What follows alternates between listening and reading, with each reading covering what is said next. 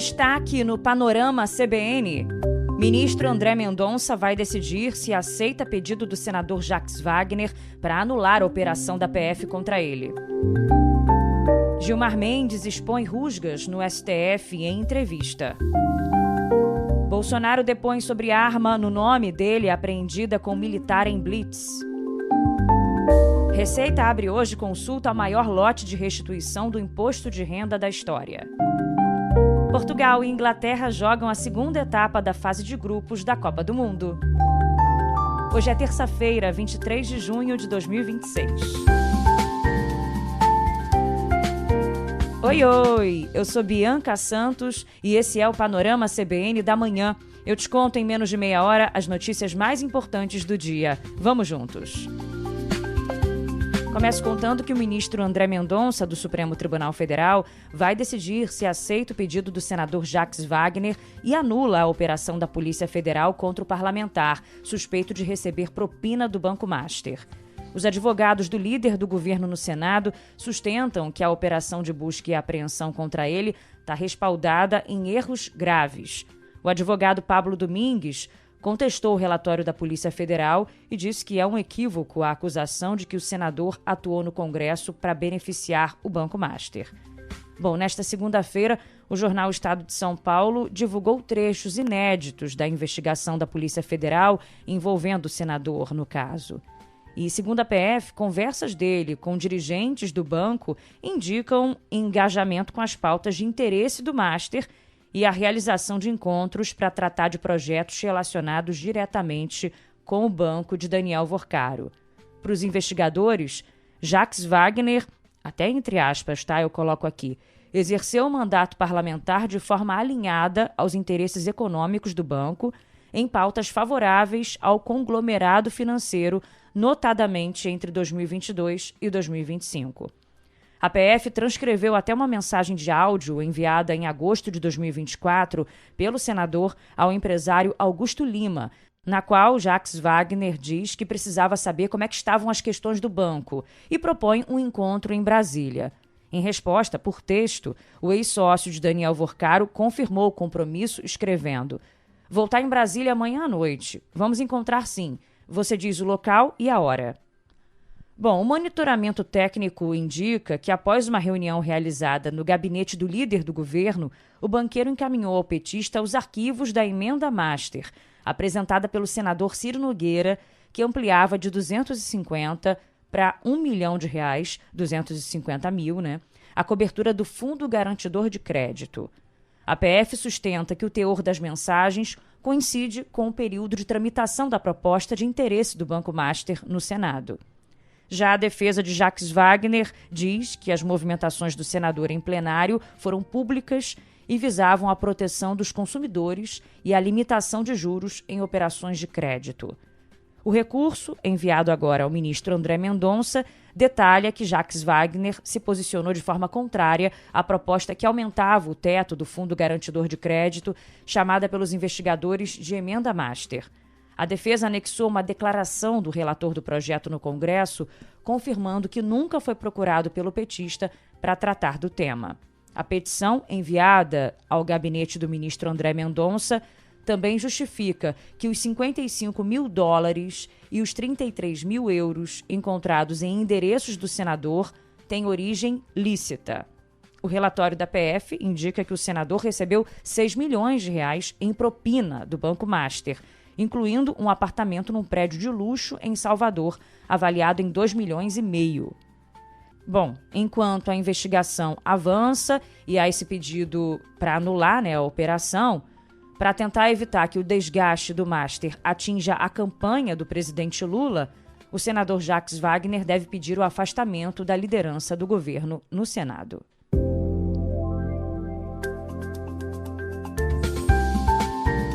Outro assunto importante de hoje, as rusgas expostas pelo ministro Gilmar Mendes no STF durante uma entrevista que ele deu ao programa Roda Viva da TV Cultura.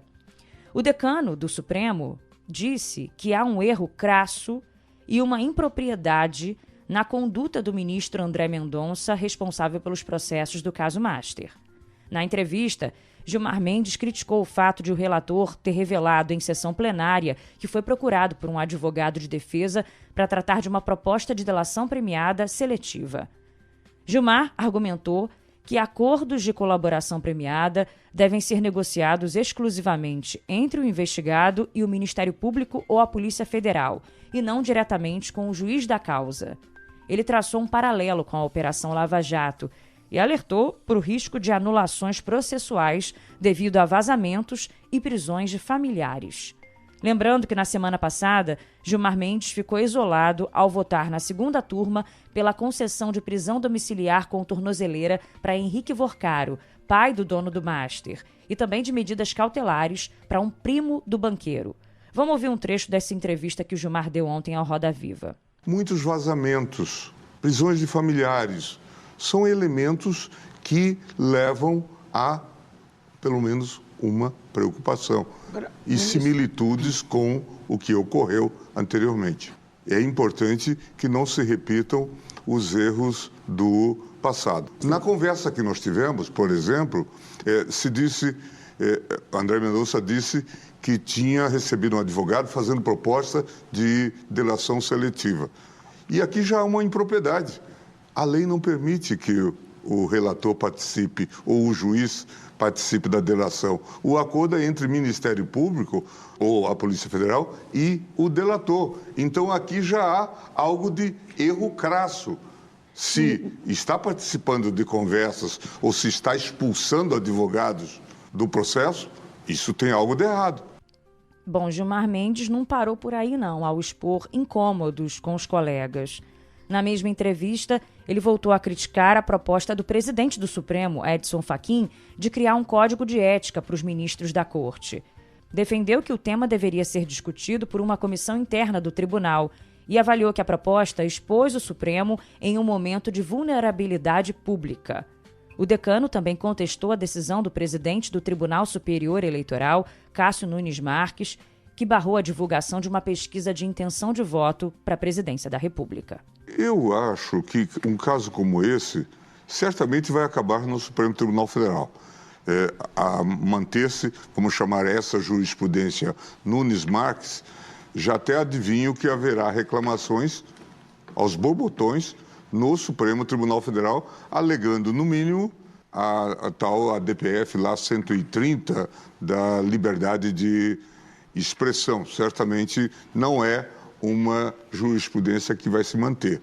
Bom, vamos ver como é que vai ser a repercussão, né, dessa entrevista de Gilmar Mendes ao longo do dia de hoje. E sobre o caso da pesquisa, a Procuradoria-Geral Eleitoral se manifestou pela rejeição da ação movida pelo PL contra o levantamento da Atlas Intel. Em parecer enviado ao Tribunal Superior Eleitoral, a Procuradoria diz que não houve irregularidade no levantamento e sustenta que a Justiça Eleitoral deve atuar de forma excepcional quando analisa questionamentos sobre metodologias adotadas por institutos de pesquisa.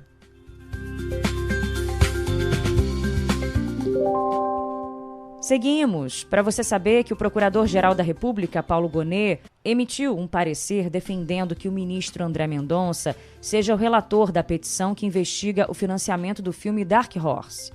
O caso envolve um pedido de recurso feito pelo senador Flávio Bolsonaro ao ex-banqueiro Daniel Vorcaro, do Banco Master. O pedido de abertura da investigação havia sido protocolado originalmente no gabinete do ministro Alexandre de Moraes pelo deputado federal Lindbergh Farias. Bom, o deputado do PT argumentava haver uma conexão internacional com o inquérito que resultou na condenação criminal do deputado Eduardo Bolsonaro por coação à justiça.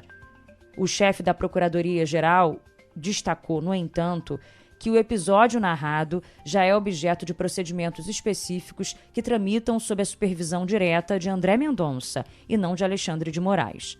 Para Gonet, os fatos possuem conexão obrigatória com o conjunto de apurações e desdobramentos financeiros do caso Master. Teria mais a ver com isso, né? Após o recebimento do parecer do Ministério Público Federal, o ministro Alexandre de Moraes encaminhou os autos ao presidente da Suprema Corte, Edson Fachin. Caberá, então, ao presidente do tribunal a decisão final de manter o processo com Moraes, redistribuí-lo para Mendonça ou determinar um novo sorteio eletrônico.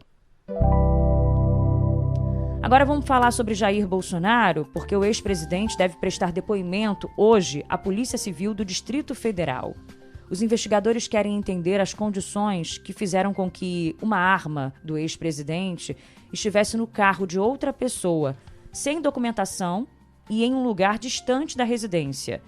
A pistola foi apreendida pela Polícia Militar durante uma blitz de trânsito, dentro de um carro oficial do Gabinete de Segurança Institucional.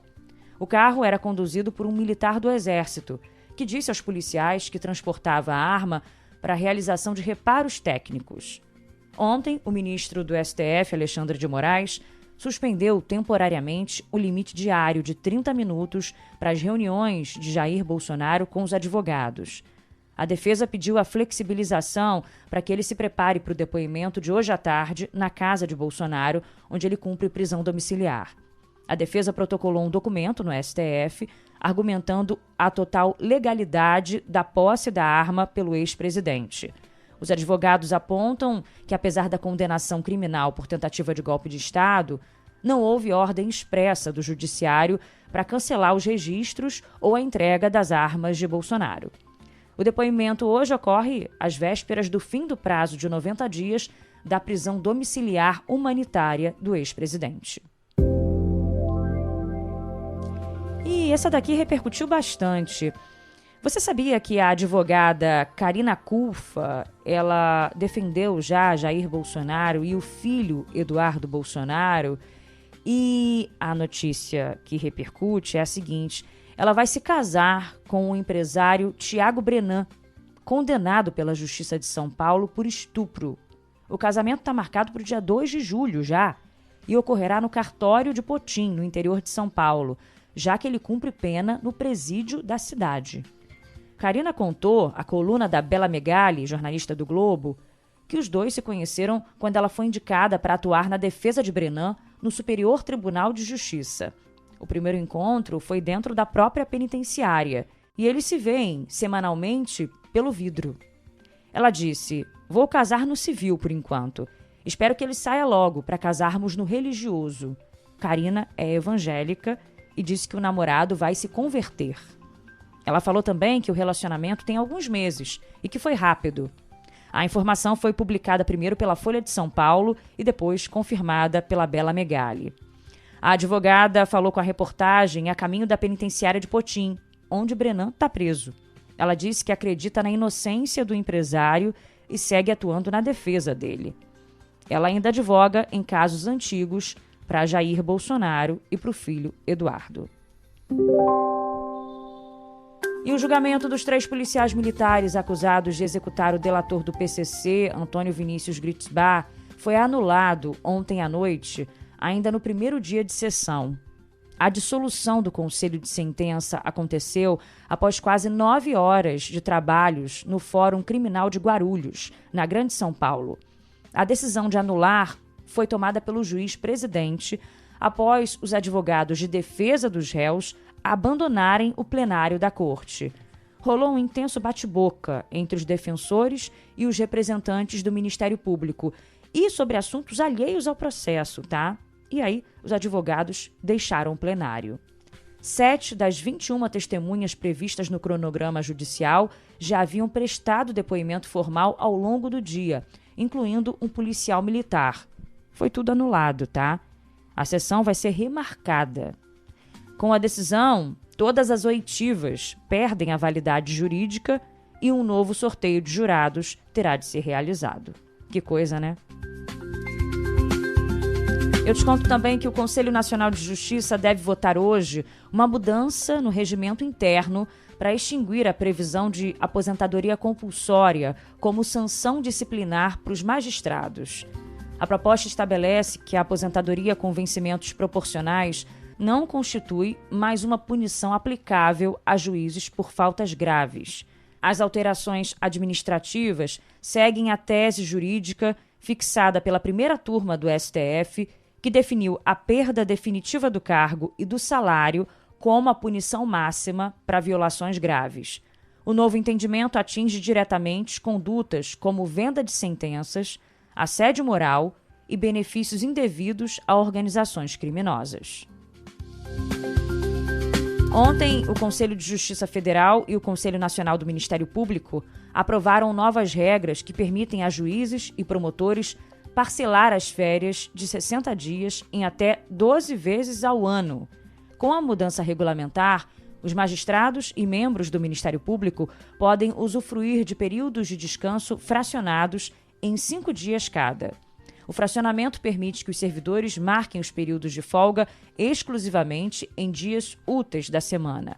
Na prática, a medida possibilita emendar os períodos com sábados, domingos e feriados institucionais, ampliando o número total de dias consecutivos de descanso sem que os finais de semana sejam descontados das férias. Um levantamento técnico aponta que a soma das férias anuais com as licenças compensatórias por acúmulo de processos pode permitir que um magistrado federal fique sem trabalhar por até 202 dias no ano. As regras em vigor dão direito a 1 dia de folga a cada 3 dias trabalhados sob condições específicas. As alterações administrativas ocorrem em meio a debates no Supremo Tribunal Federal sobre a limitação do pagamento de penduricalhos na folha do funcionalismo. O presidente da Suprema Corte, ministro Edson Fachin, estipulou o prazo até novembro para apresentar uma proposta de padronização nacional sobre as verbas indenizatórias.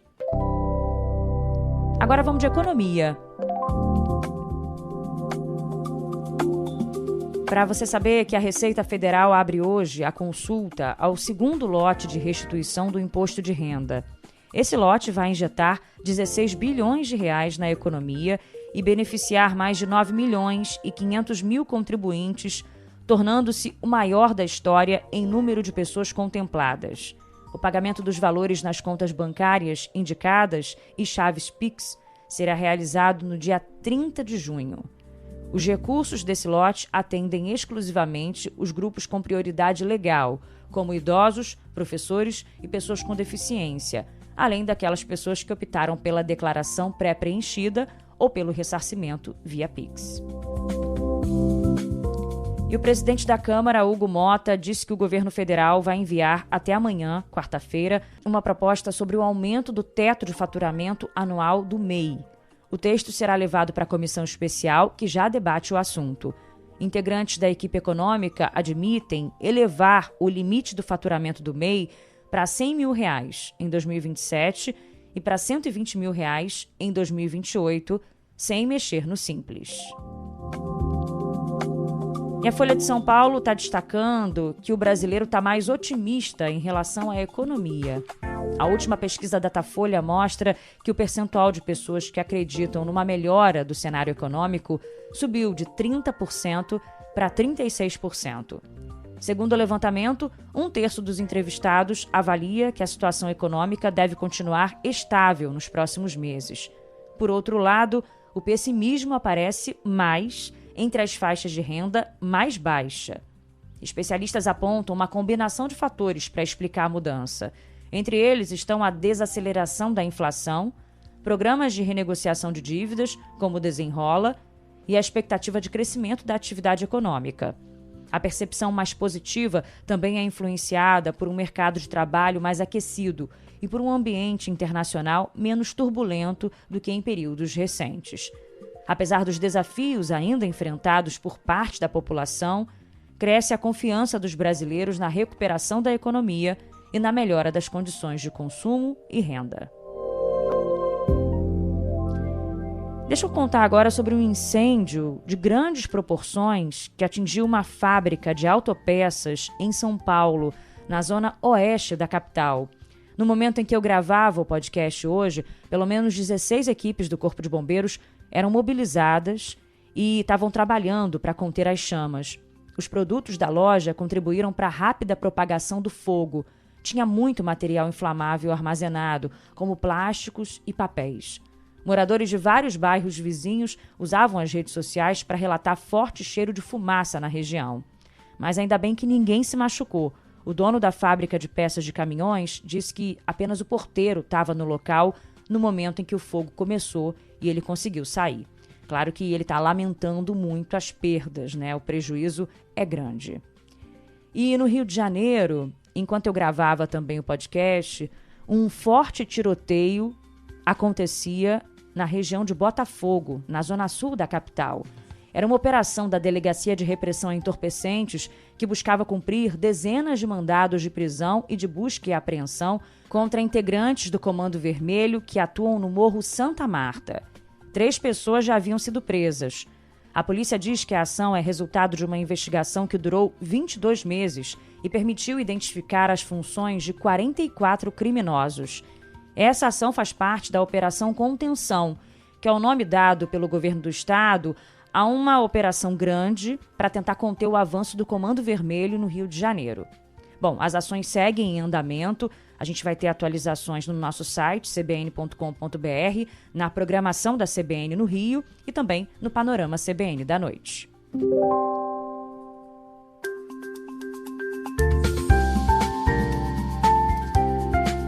Agora vamos com a previsão do tempo. Para te contar que a onda de frio que chegou ao Brasil vai ganhar força nesta terça-feira e deve provocar uma queda mais acentuada das temperaturas em boa parte do centro-sul do país. O frio será mais intenso na região sul mesmo, mas o ar polar também alcança áreas do sudeste, do centro-oeste e até o sudoeste da Amazônia nos próximos dias. A frente fria associada a essa mudança no tempo espalha chuva também por São Paulo, Mato Grosso do Sul e Mato Grosso e depois deve alcançar partes de Minas Gerais, Rio de Janeiro e Goiás. Existe possibilidade de temperaturas abaixo de 0 no Rio Grande do Sul, além de geada em várias áreas gaúchas, também no oeste catarinense e no sudoeste paranaense. Agora o noticiário internacional.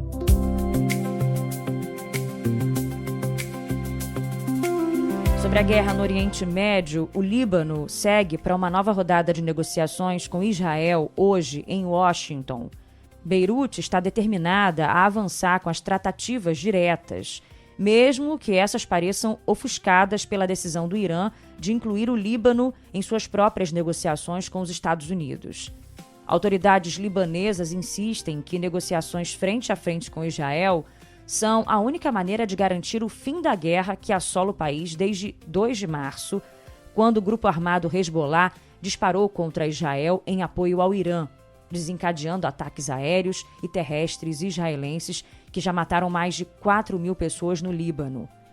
Só que 4 rodadas de negociações libanesas e israelenses desde abril não conseguiram produzir ainda um cessar-fogo duradouro. Em vez disso, a trégua mais longa nos combates ocorreu nesta semana, após o Irã e os Estados Unidos fecharem o memorando de entendimento que estipula a interrupção dos combates em todas as frentes, incluindo o Líbano. Uma autoridade libanesa e 2 diplomatas estrangeiros que acompanham a situação do Líbano disseram à agência Reuters que o acordo entre Irã e Estados Unidos tirou o tapete do Estado libanês, deixando-o em uma posição mais fraca até o momento e colocando em dúvida a utilidade de suas conversas com Israel. A autoridade libanesa expressou o ceticismo de que qualquer progresso tangível resulte das negociações, que devem durar 3 dias. Na Califórnia, um tiroteio numa biblioteca no norte deixou 2 pessoas mortas e um suspeito está sob custódia. A polícia respondeu a uma chamada de emergência ontem, na qual sons de tiros e pessoas gritando podiam ser ouvidos, vindo de uma biblioteca do condado de Butte. Assim que os policiais entraram, o suspeito fugiu pelos fundos. Outros agentes, atrás da biblioteca, detiveram esse homem e, infelizmente, 2 pessoas não resistiram. Agora o futebol, vamos com Copa do Mundo.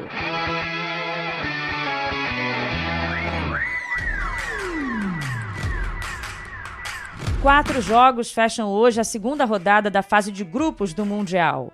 Às 14h, Portugal enfrenta o Uzbequistão, pelo grupo K. Pela mesma chave, Colômbia e República Democrática do Congo jogam às 11h. Pelo grupo L, a Inglaterra joga contra a Gana às 5h e o Panamá enfrenta a Croácia às 11h. Brasil! A seleção brasileira faz hoje o último treino para o jogo contra a Escócia, amanhã, às 7h em Miami.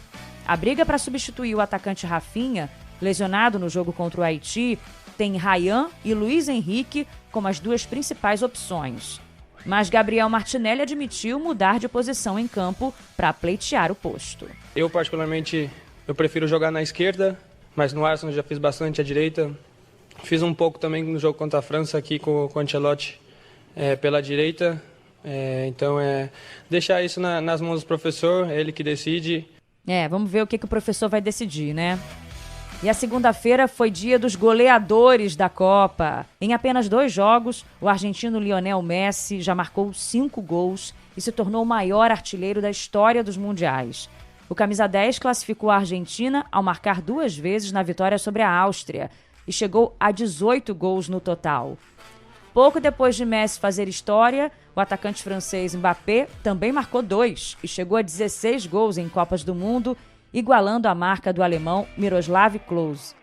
Com 3-0 sobre o Iraque, a França também se classificou para o mata-mata. O jogo, disputado na Filadélfia, ficou paralisado por mais de 2 horas por causa do acionamento do protocolo contra tempestades. Choveu muito. E quem também marcou 2 vezes foi o atacante Haaland, da Noruega, que chegou a 4 gols nessa Copa e é o vice-artilheiro junto com o Mbappé.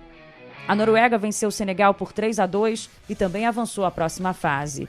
E em uma das imagens da Copa, a seleção comemorando a vitória fazendo a remada viking, né? Com o estádio todo gritando, a torcida fazendo junto. Nossa, foi emocionante. No último jogo da noite, a Argélia venceu a Jordânia por 2-1 de virada e ainda tem chance de se classificar. Agora estamos juntos na Copa do Mundo, a maior que já existiu. Futebol, Globo CBN, aqui todo mundo é Brasil. Vamos encerrando assim o Panorama CBN da manhã de hoje. Eu, nosso DJ Laerte Afonso e o editor Edmilson Fernandes. Lembrando que tem o Panorama CBN da noite também com Leandro Gouveia. Um beijo, obrigada pela companhia e até amanhã.